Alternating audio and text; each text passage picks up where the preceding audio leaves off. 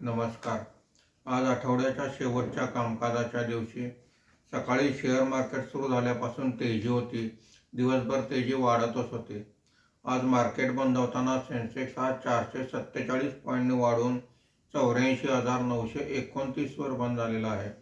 Nifty हा 136 पॉईंटने वाढून 25,952 वर बंद झालेला आहे. आज सर्व इंडेक्समध्ये तेजी दिसून आलेली आहे.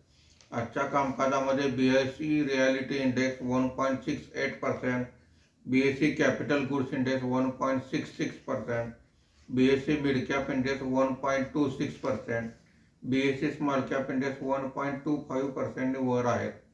आजच्या कामकाजामध्ये निफ्टीमध्ये वाढलेले मुख्य शेअर्स पुढीलप्रमाणे: Shriram finance 3.71%, max healthcare 2.60%, Bharat electronics 2.45%, power grid 2.13% अशी वाढ आहे.